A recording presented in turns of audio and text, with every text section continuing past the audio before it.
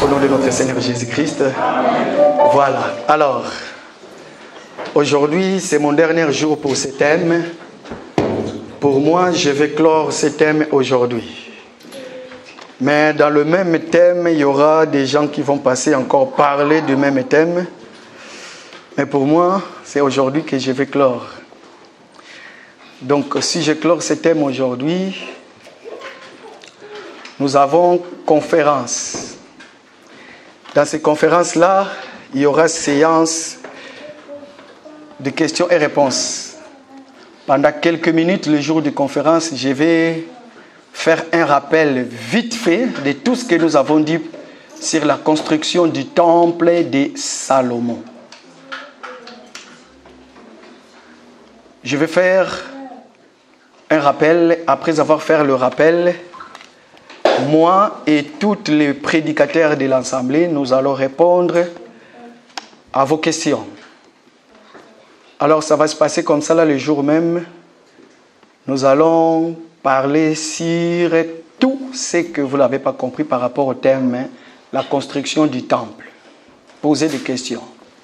Comme j'aime bien le dire, il peut y arriver qu'un prédicateur est passé devant, qui parlait vite et il a dit un truc peut-être que tu n'as pas compris ou bien ça a été mal compris. Donc, ça sera le moment où nous allons les corriger. Ça sera comme ça, comme je l'avais annoncé autrefois. À chaque fois que nous avons un thème, nous allons en parler. Et à la fin, ça sera une conférence sur le thème questions et réponses. Alors, ça sera le dimanche 1er juin. C'est dans 3 semaines, je crois. Dimanche le 1er juin, invitez tout le monde. Après la louange, je vais prendre la parole. Après la parole, pendant quelques minutes, et nous allons passer sur la séance de questions et réponses. Nous allons tous répondre. Alors, s'il n'y a pas vraiment beaucoup de questions pour les thèmes, c'est en ce moment-là, nous allons parler encore sur beaucoup d'autres thèmes tels que le mariage, tel qu'un verset que vous n'avez jamais compris, ou bien il y a trouble dans le cœur, vous ne comprenez pas, mais ça veut dire quoi? C'est comme hier, un bien-aimé qui disait que Jésus c'est quelqu'un d'autre et la parole c'est quelqu'un d'autre. Lui, il a dit, la parole ne sauve pas, mais qui sauve c'est Jésus.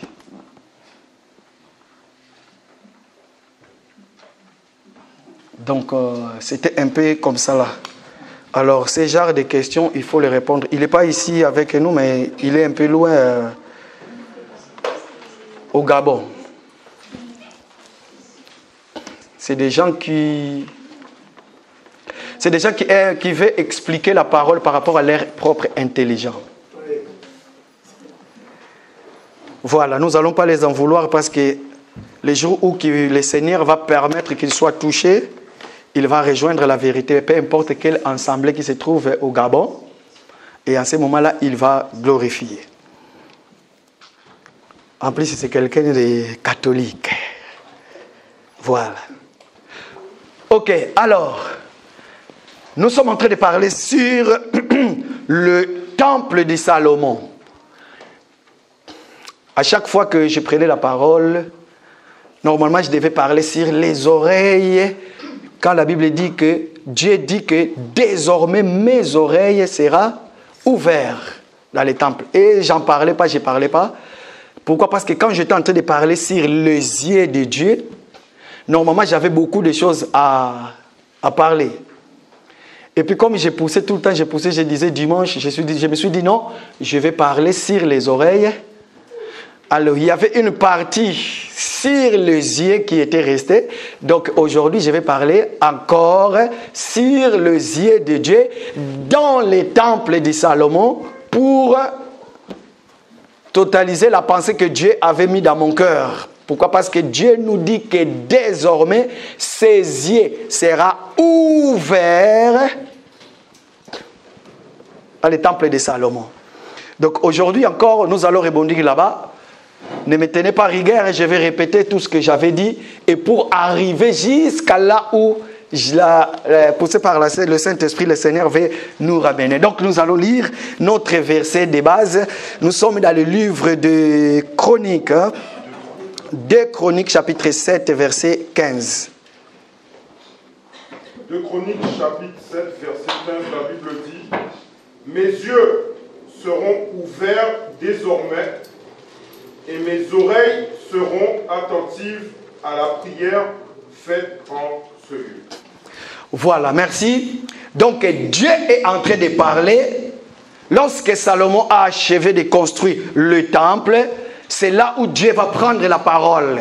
Dieu a pris la parole comme nous avons dit parce que Dieu a créé ce que Salomon avait fait. Parce que si Dieu n'avait pas agréé ce que Salomon avait fait, Dieu n'allait pas prendre la parole. Il n'allait pas intervenir. Voilà pourquoi il dit que mes yeux seront attentifs.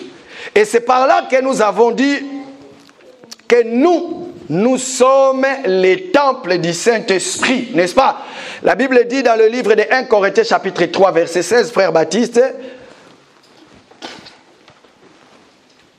Corinthiens chapitre 3 verset 16, la Bible dit « Ne savez-vous pas que vous êtes le temple de Dieu ?» Ok. Ne savez-vous pas que vous êtes le temple de Dieu? Et que l'Esprit de Dieu... Et que l'Esprit de Dieu, non l'Esprit de l'homme, non de l'Esprit de qui que ce soit, mais l'Esprit de Dieu. Alléluia. Esprit de Dieu habite en vous. Donc l'Esprit de Dieu habite tous les corps des croyants. Croyants en qui? En Jésus.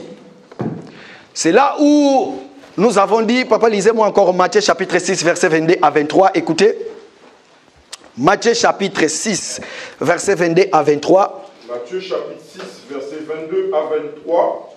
L'œil est la lampe du corps. Donc l'œil est la lampe du corps. Si l'œil est la lampe du corps, quand le Seigneur dit, merci, quand le Seigneur dit, mes yeux seront ouverts, ça veut tout simplement dire que la lampe de l'Éternel sera allumée continuelle dans les temples. La lampe ne sera jamais éteinte. Pourquoi? Parce que la lampe, c'est ça qui nous éclaire. Or que le yeux biblique qui m'a parlé, ça veut tout simplement dire que la lampe, car l'œil, c'est la lampe du corps. Nous disons l'œil, ce n'est pas la lampe de n'importe quel corps, mais l'œil, c'est la lampe du corps, l'église corps de... Si tu ne fais jamais partie de l'église corps de Christ, ça veut tout simplement dire que les yeux ne t'éclairent pas. Or que les yeux de Dieu, c'est sa parole. Maintenant, Dieu va parler. Il dit dans le livre des Psaumes, chapitre 119, verset 105.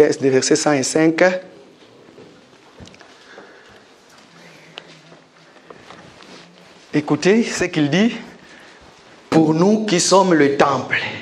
Psaume chapitre 119, verset 105, la Bible dit « Ta parole est une lampe à mes pieds et une lumière sur mon sentier. » La parole de Dieu doit être une lampe dans quoi? À mes pieds. Et une lumière sur quoi? Sur mon sentier. Ça veut tout simplement dire que c'est pour nous éclairer. N'est-ce pas? Voilà. Maintenant, écoutez. Ta parole a une lampe à mes pieds. Si la parole de Dieu qui éclaire mes pieds, voilà pourquoi la Bible nous dit heureux l'homme qui ne marche pas selon les conseils des méchants. Pourquoi? Parce que lui, la parole de Dieu éclaire ses...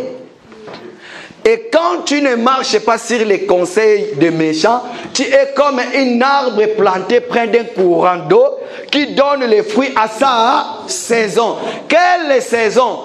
Pour le moment, nous sommes la saison de la grâce. Et que tu dois recevoir les fruits. La Bible dit que tout arbre doit produire les fruits selon son espèce. Si tu es vraiment dans ta saison, parce que nous n'avons pas 2 ou 3 saisons, nous n'avons qu'une seule saison, c'est la saison de la grâce, ça veut dire que la parole que tu écoutes, qu'une lampe, doit porter les fruits en toi selon ton espèce. Or que nous sommes les enfants de Dieu, nous avons la nature de Dieu. Ça veut dire que il faut que nous puissions porter les fruits selon notre nature. Quel genre de fruits que tu portes? Est-ce que tu es dans la saison de la grâce? Parce que tu peux être dans la salle, mais tu ne bénéficies jamais de la saison de la grâce. Or que cette saison, c'est aussi une bénédiction. La saison de la grâce. N'attendez pas que la saison puisse arriver à sa fin et après tu vas pleurer parce que tu seras la Vierge folle. Papa, lisez-moi maintenant. C'est quoi? Bon, vous connaissez, hein? C'est quoi les pieds? Qui est? Car ta parole éclaire mes pieds. Papa, allez-y. Éphésiens combien? Chapitre 6, verset 15. Hein? Essayez de nous lire là-bas. Écoutez ce que la Bible dit. Je vais vite. Pourquoi? Parce que je vais arriver jusque là où nous allons parler.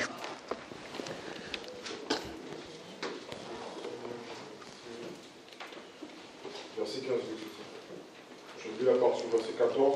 Ok. Donc ferme, ayez à vos reins la vérité pour ceinture, revêtez la cuirasse de la justice. Verset 15. Mettez pour chaussure à vos pieds le zèle que donne l'évangile de paix. Répétez le dernier paragraphe. Mettez pour chaussure à vos pieds le zèle que donne l'évangile de paix. Donc, si ta parole c'est une lampe à mes pieds, cette parole-là doit nous faire ce que le frère vient de lire. Réalisez, la Bible dit quoi? Mettez pour chaussure. Ok, parce que nous sommes éclairés dans la parole, maintenant, la lumière qui nous éclaire nous pousse maintenant de revêtir quoi? Mettez pour chaussure à vos pieds. De mettre les chaussures. Nous devons mettre des chaussures à nos pieds. Pourquoi? Parce qu'il y avait quelqu'un qui devait enlever les chaussures. Pourquoi? Parce que lui, il n'avait pas le droit de faire le rachat du peuple. Voilà pourquoi il l'a enlevé. Et il est venu une personne qui est la personne de notre Seigneur Jésus, devait garder ses chaussures. Et aujourd'hui, il nous recommande de mettre nos chaussures comme quoi? À vos pieds. À nos pieds comme le zèle. Comme les ailes que donne l'évangile de paix. L'évangile de paix. Voilà pourquoi nous disons que l'évangile que nous sommes en train de proclamer, c'est l'évangile de paix. Nous ne sommes pas les enfants de l'épée, mais nous sommes les enfants de paix. Voilà pourquoi partout où nous allons, lorsque nous arrivons, la première des choses, lorsque j'entre dans ta maison, je dis que la paix du Seigneur soit avec. Mais si je suis venu pour vous détruire, je vais amener le paix. Or, qui c'est lui qui a droit de ramener le paix pour séparer l'âme et le corps? C'est la personne de notre Seigneur.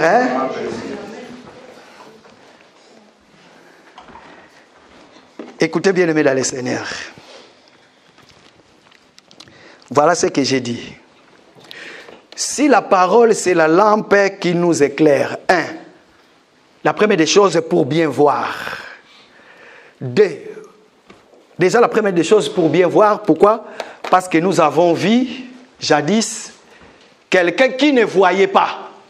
Nous avons parlé de qui? De Bartimée, qui ne voyait pas. Tout simplement, son corps n'était pas éclairé. Il était aveugle. Quand tu es aveugle, n'essaye pas de conduire les autres. Sinon, tous vous allez tomber dans un même fosse. Or, si tu es celui qui suit le maître, Jésus c'est le maître, tu ne peux pas être devant lui, mais il faut que tu sois derrière lui parce que c'est lui qui montre le chemin. Or, que nous avons dit le chemin que Jésus montre, lui-même il dit que je suis le chemin, la vérité et la vie. Nul ne vient au Père s'il ne passe par. Ça veut tout simplement dire que Jésus est le chemin qui ramène à l'éternité. Bien-aimé, qui tu suis? Est-ce que tu suis un homme qu'on appelle un pasteur? Ou bien tu suis, je ne sais pas qui, qui te parle, qui donne des ordres à ta vie pour que tu puisses accéder à son royaume, à lui. Mais nous n'avons pas de pape. Notre pape, nous, Abel Moussa Pape, ça fait depuis la croix, nous avons eu le Seigneur Jésus-Christ jusqu'au aujourd'hui. Et nous, l'église, il n'y a pas que le pape qui est je ne sais pas quoi, mais tous nous faisons église corps du Christ avec Pierre. Amen. D'ailleurs, laissez-moi vous dire la vérité. Si vous ouvrez vos yeux, vous allez voir, Pierre, il est là avec nous. Pierre est là avec nous. Ah, Jésus. Quand tu parles de l'évangile, quand nous lisons Pierre, nous réalisons que c'est un autre frère. Il n'est pas mort. Il est en train de nous parler. Alléluia. Qui éclaire ta vie en réalité? Pour que nous ne soyons pas dans le noir. Qui éclaire ta vie? Pourquoi? Parce que c'est lui qui fait les œuvres de Dieu. Il n'aime pas se cacher. Il n'a pas honte qu'on lui pointe du doigt que tu es une sœur ou un frère de Jésus. Non! Oh, j'ai aimé un bonjour. Pour la première fois, j'ai aimé un bonjour. J'ai un ami qui est au Congo. J'aime bien lui parler. Un bonjour, il m'envoie un message. Il m'a dit, Gauthier, je regrette beaucoup ce que tu as fait. Et pourtant, je t'ai fait confiance. Pourquoi tu m'as trahi? Du coup, je me suis dit, mais qu'est-ce que j'ai fait encore? C'est comme ça, là, quand je lis en bas, il dit, je t'avais confié que je suis le frère de Jésus-Christ. Tu es allé le dire à tout le monde. Pourquoi tu ne fermes pas ta bouche? J'ai dit, mon frère, si tu le savais, d'ailleurs, je vais le proclamer encore. Oh, les premières fois que j'ai reçu cette texte-là, ça m'a bouleversé. Donc, ça veut tout simplement dire que nous avons le Saint-Esprit. L'Esprit de Dieu habite en nous et l'Esprit de Dieu sur nous, en nous. Ça confirme que réellement, nous sommes les enfants de Dieu. Mais à tous ceux qui l'ont reçu, à ceux qui croient au nom de Jésus. Toi, tu crois au nom de qui? Si tu ne crois pas au nom de Jésus, ça veut dire que tu pratiques les œuvres mortes en cachette. Et que l'Esprit de Dieu n'est pas en toi. Répands-toi. Voilà pourquoi tu fais des choses en cachette. À chaque fois tu es en cachette. Tu ne veux pas que les gens découvrent. Mais nous, nos œuvres, nous les manifestons à jour devant tout le monde. La Bible dit que vous êtes la lumière de la... Et vous êtes aussi le sel de là. Si le sel perd sa saveur, ça veut tout simplement dire que nous ne pouvons plus le mettre dans la nourriture. Or que du sel, c'est pour donner le saveur dans la nourriture. Je vous dis la vérité. Pour quelqu'un qui souffre la maladie de tension, si vous goûtez la nourriture qu'il mange, on recommande de ne pas mettre du sel, vous n'allez pas le manger. Ça veut tout simplement dire que la parole de Dieu que nous écoutons aussi, cette parole-là doit être saisonnée par Dieu. Parce que lui-même qui est le sel qui fait de sorte que sa parole puisse avoir une bonne saveur. En réalité, c'est ça. La Bible dit qu'il est celui qui éclaire notre sentier pour que nos chemins, nous ne puissions pas trébucher. Parce que quand tu marches, si la lampe qui éclaire ta vie, c'est une lampe fabriquée, fondée, ça veut dire que tu vas toujours trébucher. Mais nous, dans cet évangile, nous avons Jésus. Là où je vais, le Seigneur me précède. S'il y a des ambitions ou quoi que ce soit, avant que je puisse trébucher, le Seigneur va me tenir la main. Lève-toi, continue ton chemin. C'est ça. Mais toi qui marches selon la pensée des hommes, laisse-moi te dire, voilà pourquoi tu trébuches. Écoutez, cette lampe qui n'éclaire pas le sentier, qui n'est pas la parole de Dieu, écoutez. Un homme de Dieu va prendre la parole. Tout le monde le respecte, d'ailleurs tout le monde l'acclame. Il va prendre la parole et va dire, un pasteur ne peut pas donner l'argent à un frère ou une sœur dans l'assemblée, ni au chantre. Parce que si je sors l'argent de ma poche, je te donne, je vais être pauvre. Voilà pourquoi la majorité des pasteurs sont pauvres. C'est ça qu'il a dit.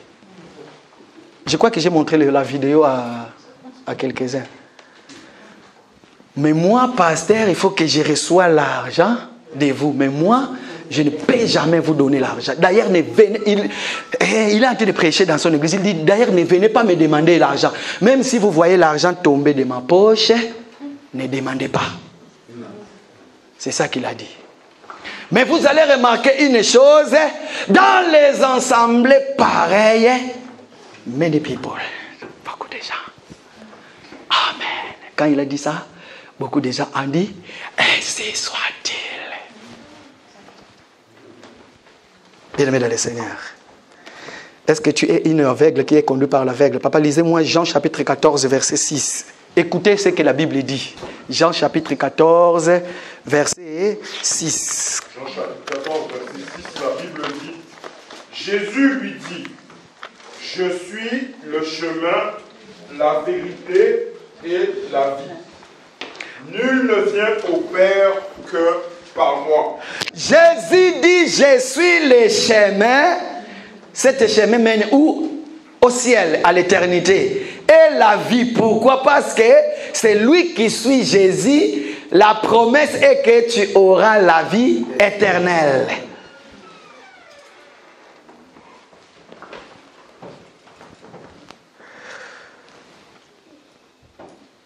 Écoutez, pour que nous ne soyons pas des aveugles. Maintenant, regardez ce qui est arrivé. Là, maintenant, je commence maintenant mon message. Parce que tout ce que j'ai fait, c'était juste les rappels.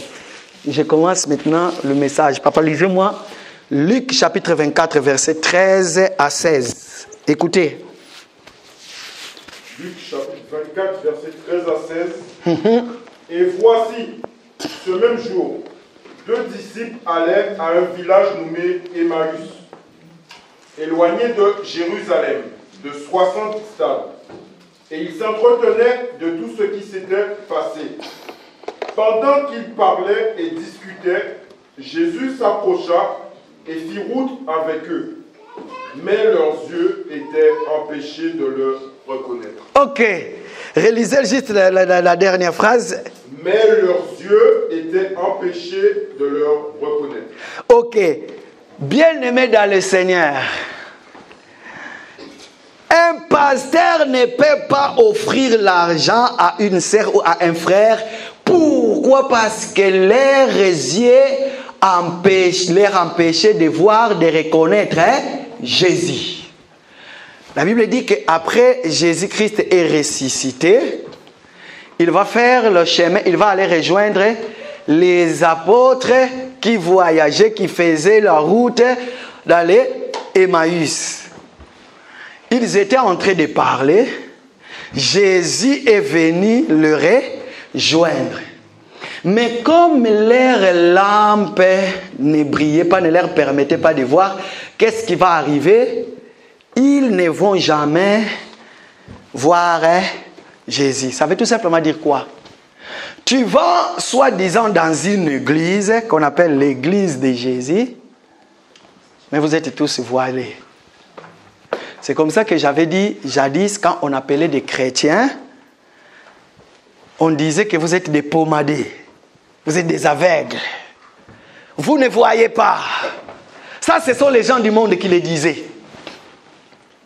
Mais ici, nous allons voir les gens qui vont parler de Jésus, mais leurs yeux ne reconnaissent pas celui dont il était question en train de parler. Tout en cheminant, ils sont en train de parler de Jésus. Jésus va venir les rejoindre, mais ils ne l'ont pas reconnu parce que leurs yeux les empêchaient de voir, bien aimé.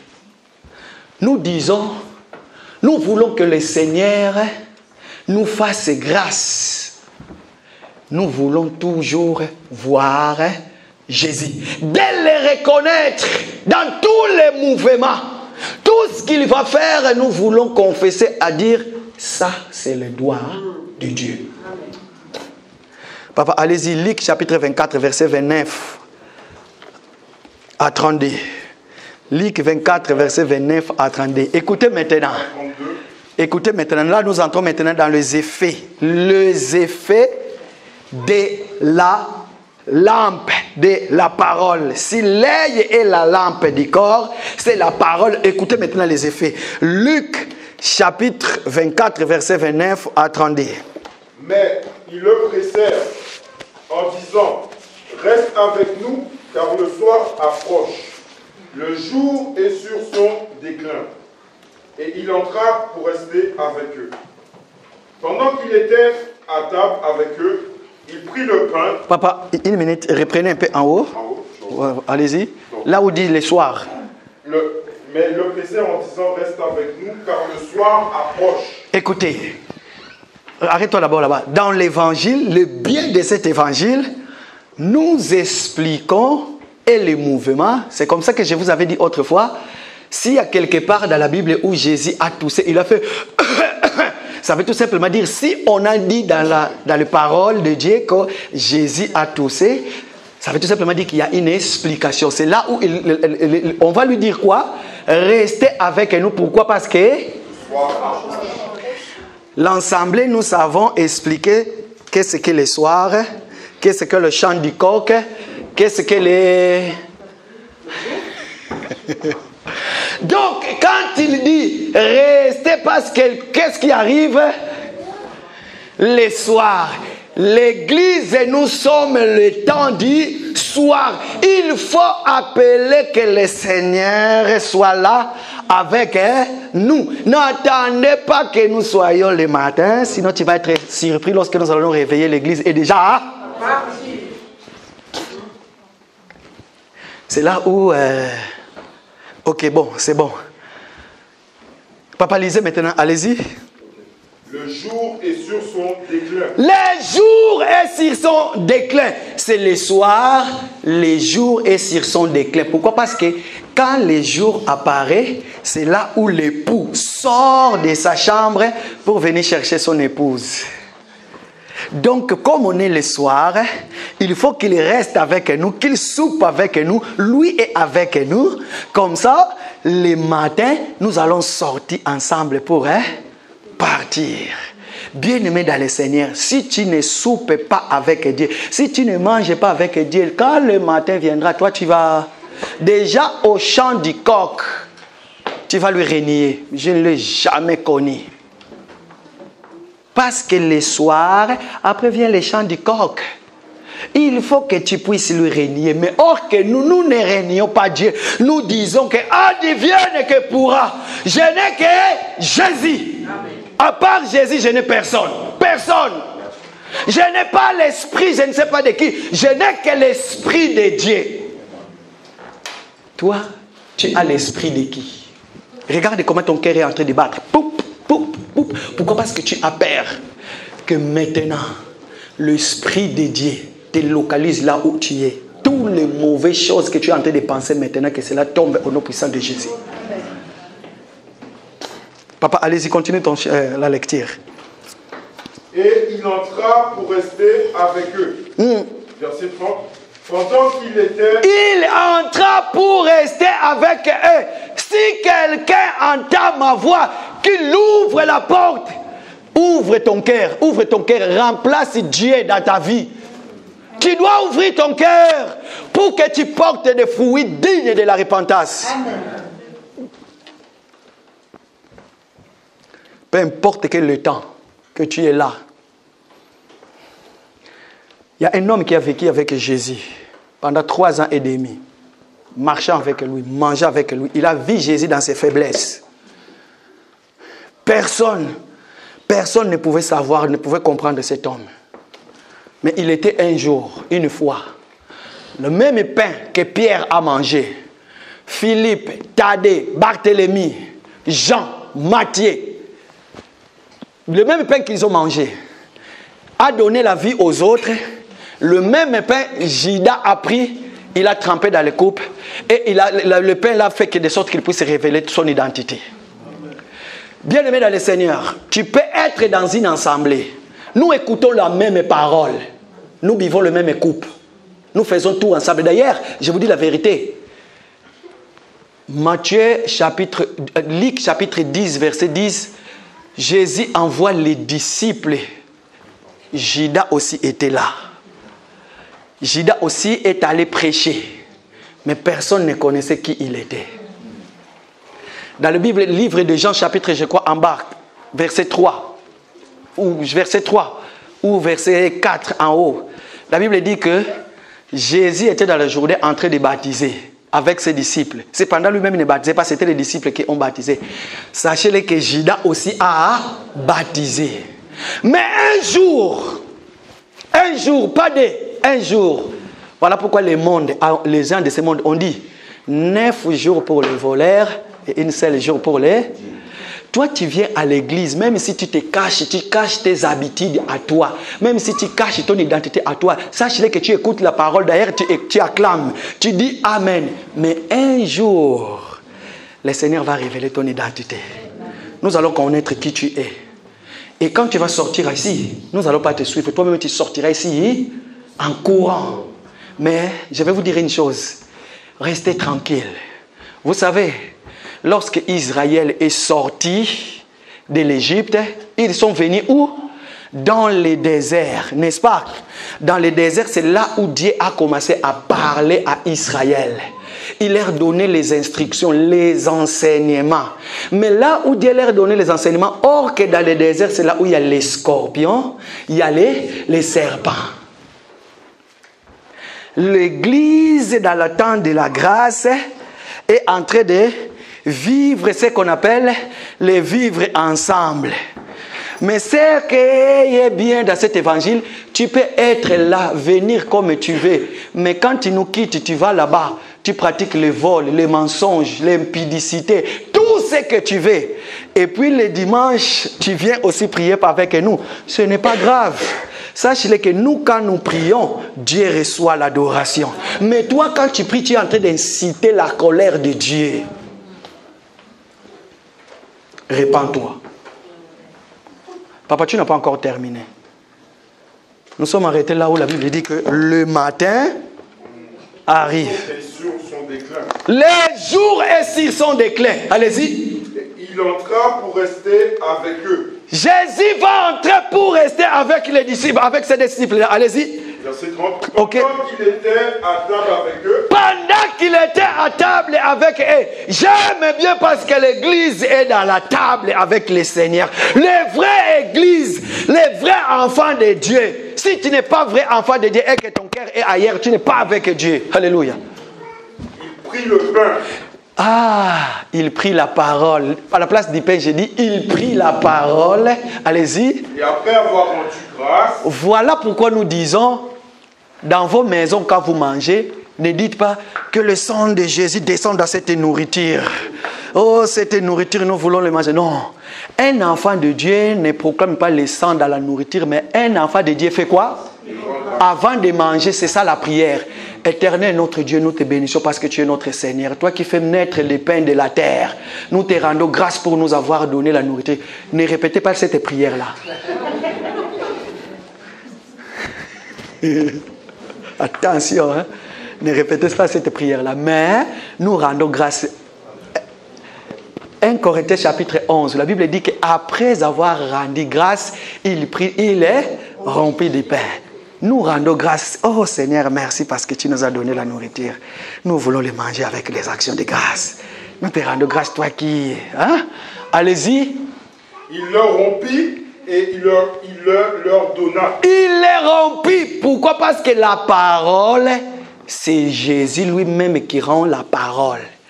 Un homme qui passe devant pour parler de la part de Dieu, si Jésus lui-même, il n'a pas rompu les pains, si toi-même tu vas rompre les pains, tu vas conduire les gens dans l'enfer.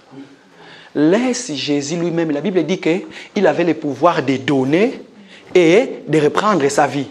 Maintenant nous sommes là, le Seigneur nous donne sa vie, mais lui-même il a rompu le pain. Or que le pain, on ne peut pas le manger sans pourtant les rompre. Pourquoi? Parce que si tu manges le pain sans pourtant les rompre, ça veut dire que le sang ne va pas couler. Or que pour que le sang coule, il faut rompre le pain et pour que nous voyions les entrailles. Parce que c'est dans les entrailles là où il y a la vérité. L'état de l'animal est dans les entrailles. L'état d'un enfant de Dieu, c'est dans son cœur, dans ton âme. Voilà pourquoi nous disons un vrai enfant de Dieu. Quand il écoute la parole, c'est son âme qui dit Alléluia. Son âme commence à prononcer des chimères, des paroles pour glorifier Dieu. Et à ce moment-là, écoutez ce qui va arriver dans l'âme. Allez-y, papa. Alors leurs yeux s'ouvrirent et ils le reconnurent, mais il disparut devant eux. Écoutez, alors quand Jésus va rompre les pains, il va donner avec amour. La première des choses, toi qui ne vois jamais Dieu, les écailles doivent tomber de tes yeux. Oh, ces jours-là, la personne que nous aimons bien, Paul, il va aller pour persécuter les chrétiens. Lui, il avait le pain, mais le pain n'était pas beurré. Il n'y avait pas de Nutella céleste dans le pain. C'était le pain sec qu'il avait rompu lui-même. Voilà pourquoi il était en train de judaïser. Il chassait les chrétiens de gauche à droite. Mais ces jours-là, lorsque le Seigneur lui rencontrait, la première des choses, la Bible dit que les écailles sont tombées de ses yeux. Pourquoi? Parce que Jésus maintenant a rompu le pain et il lui a donné. Paul, avant de manger, il a vu maintenant, j'étais dans l'erreur. La personne, il fallait suivre, c'est lui-là. Voilà pourquoi la Bible lui dit que il te sera dire de réjamber contre les aiguillons. Vous connaissez, non, les aiguillons? Ça veut tout simplement dire que dans les abattoirs, voici l'explication. Dans les abattoirs, là où on abat les animaux, les bœufs et tout, il y a un couloir, on fait entrer l'animal. Ce couloir-là, il est petit, il ne peut aller ni à gauche ni à droite. Il est là au milieu. Qu'est-ce qu'on fait? On prend un bois. Dans ce bois-là, on met des pics. Et puis, on va lui mettre dans ce couloir-là. Ça s'appelle la couloir de la mort. On va commencer à avancer le bois là. Quand ça va lui piquer, il va avancer. Quand ça va lui piquer, il va avancer jusqu'à là où il va aller poser sa tête. Et puis, c'est là où on va lui égorger. Donc, ça veut tout simplement dire que Dieu a dit à Paul, il te sera dire de reculer contre les pics, de peur que les pics va te piquer. Tout enfant de Dieu qui est là, il te sera dire de réjamber contre les aiguillons. Parce que les aiguillons, c'est le diable. Le diable va te... Si tu abandonnes sainement la parole de Dieu, tu ne pries plus. À ce moment-là, tu seras le proie du diable. Et la perquisition qui va se lever contre toi, ça viendra de la part du Seigneur. Toi, tu as confessé mon nom. Je vais envoyer le diable. Voilà pourquoi dans cet évangile, nous disons que le diable, c'est le serviteur aussi de Dieu.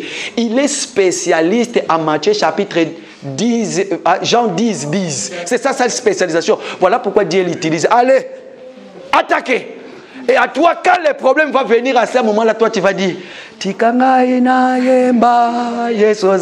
pourquoi? Parce que, tu as compris. Voilà pourquoi nous disons, nous, dans cet évangile, si j'ai des problèmes, avant de chasser le diable, je rentre en moi-même.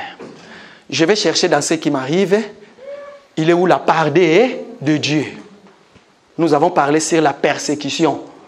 Les disciples, le Seigneur leur dit, vous recevez les dons du Saint-Esprit. Restez ici en Jérusalem, ne bougez pas. Mais quand vous allez recevoir les dons du Saint-Esprit, allez dans tout le monde, faites-les toutes les nations des disciples. Mais qu'est-ce qu'ils vont faire? Ils ont reçu le Saint-Esprit, ils vont rester toujours à Jérusalem. Jésus va regarder, il va dire, ah bon, c'est que vous ne m'avez pas compris. Mais vous êtes éclairés. Bon, allez, diable, toi qui sais faire la chose, allez, la persécution. Jean 10, 10. C'est comme ça là, ils vont commencer à fuir de gauche à droite. Or que la parole devait arriver jusqu'aux extrémités de la terre. Voilà pourquoi dans cet évangile, nous disons les extrémités de la terre. Beaucoup de gens pensent que quand on parle de l'extrémité de la terre, c'est dans le désert de Saraï, c'est d'aller loin. Non. L'extrémité de la terre, c'est le corps de tous païens qui n'ont pas Jésus en eux. Ce sont des extrémités de la terre. Quand nous chassons les démons, va dans les lieux arides. Le diable va dans le corps de tous les païens qui n'ont pas Jésus. Ce sont des lieux arides. Il n'y a que dans cet évangile que nous pouvons expliquer ce genre de choses, maman, n'est-ce pas? Il n'y a que dans cet évangile. Mais si vous allez ailleurs, on va vous dire, non, ne demandez pas l'argent au pasteur. Oui, papa. Satan sort au nom de Jésus, je t'envoie dans le désert de Saraï. Non. Nous les envoyons dans lieux arides. Vous savez quoi? Ça veut tout dire, c'est tout simplement dire qu'une terre qui est sec et qui n'a pas de l'eau. Il n'y a pas Jésus. Or que nous sommes des arbres qui sont plantés près d'un courant d'eau. Nous recevons l'eau qui vient de Jésus, poussée par la sève de vie qui fait rayonner les âmes de toutes les rachetés du monde. Voilà pourquoi il dit, laisse mon cœur. Ah, ça c'est des poèmes de quelqu'un qui...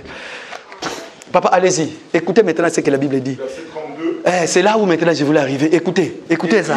Ils se dirent l'un à l'autre. Ils se dirent l'un à l'autre. Maintenant, regarde. Jésus est venu. Ils ont soupé avec Jésus. Les écailles sont tombés de leurs yeux. Ils ont vu. Ils ont reconnu que c'est les yeux de Dieu dans le temple de Salomon. Écoutez maintenant ce qu'il dit. L'œil est la lampe du corps. Écoutez ce qu'ils vont dire maintenant. Notre cœur ne brûlait-il pas au-dedans de nous lorsqu'il nous parlait en chemin et nous expliquait les Écritures? Notre cœur ne brûlait-il pas dedans de nous lorsqu'il nous parlait de quoi? En chemin et nous expliquait les Écritures. Lorsqu'il nous parlait en chemin et il nous expliquait les Écritures, l'Église est sur les chemins. Cette chemin ramène au ciel. Le Seigneur est en train de nous parler. Or que quand les yeux de l'Éternel, qui est la parole, est dans le temple de Salomon, le temple de Salomon que nous sommes, quand nous écoutons cette parole, il faut que nos cœurs puissent briller. C'est ça là où je voulais arriver. Tous les chemins que j'ai fait, c'est juste pour arriver là-bas. C'est ça notre thème. Quand tu écoutes la parole de Dieu doit faire quoi dans ton cœur? La parole de Dieu doit briller en toi. Si tu es impudique, tu dois dire, c'est sûrement on est en train de parler de moi.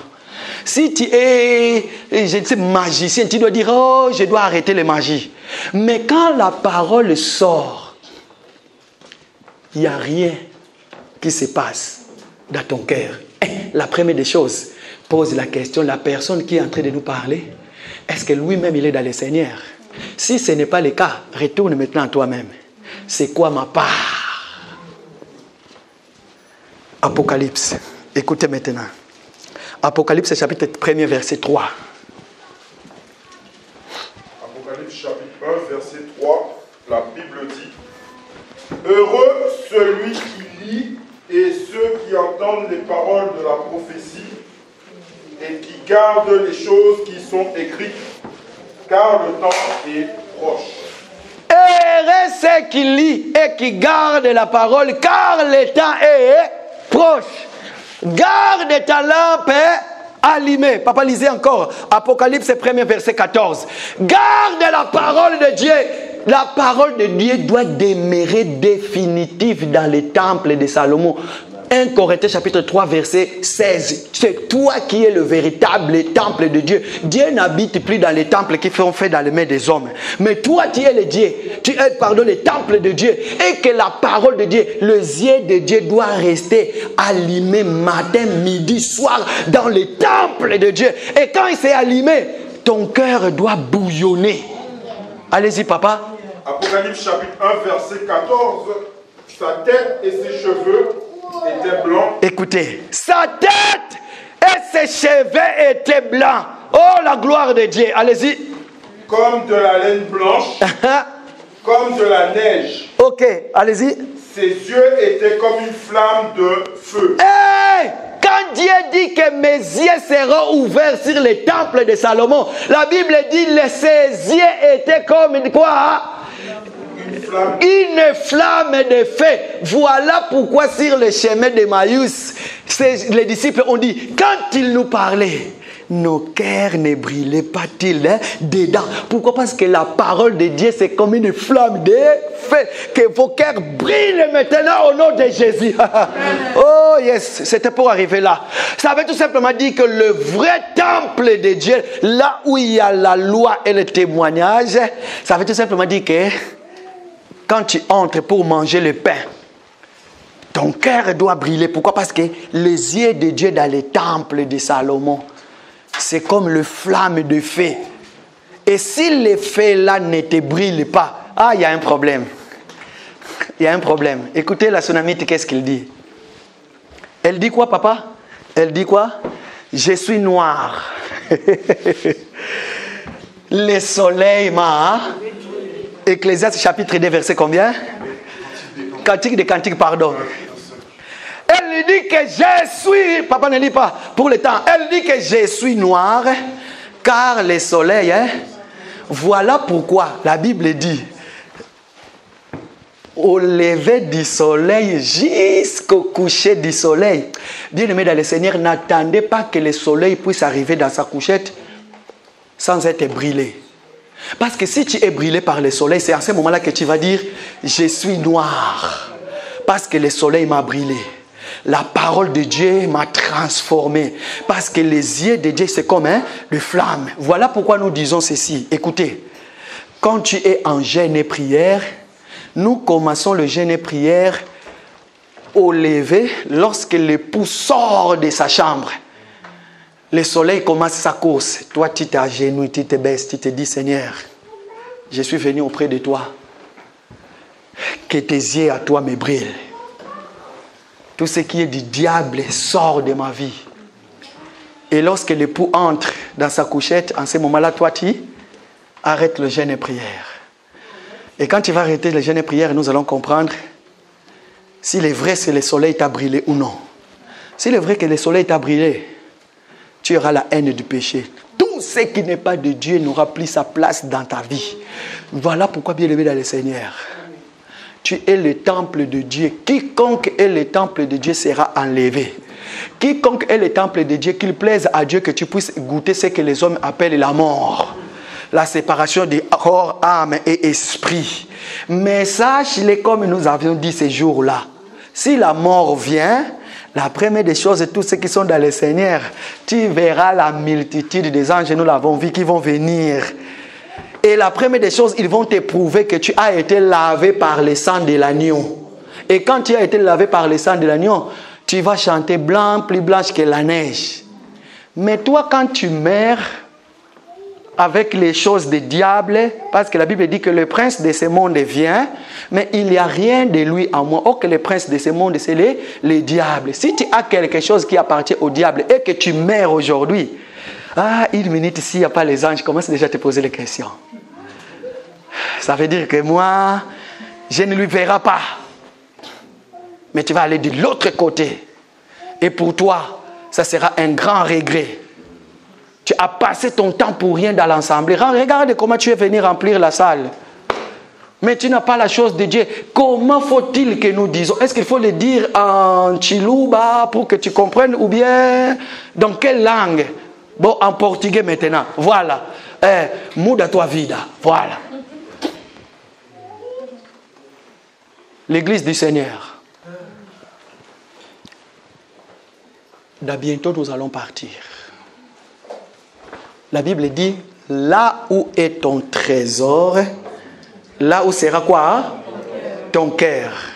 Or que le véritable trésor d'un enfant de Dieu, c'est... Voilà pourquoi il faut que tout ce que tu fais à partir de maintenant, il faut que ton cœur tourne de là où il y a ton trésor. Et dans ce trésor-là, ni les voleurs, ni les qui que ce soit, ni la teigne, ni les rouilles ne peut pas rouiller ce trésor-là. Quand le problème arrivera, quand bien même les maladies arrivera, j'étais en train de parler avec quelqu'un au travail, j'étais en train de lui expliquer.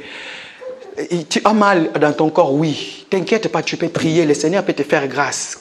Mais sache-le aussi, tout en étant ici sur terre, chaque genre de travail que tu fais, ça détruit aussi le corps physique. Et quand tu vas atteindre un certain âge, quand tu vas partir à la retraite, c'est en ce moment-là, ton corps n'a plus de mouvement, toutes les douleurs vont venir. Et quand ça va venir, n'allez pas chercher les démons.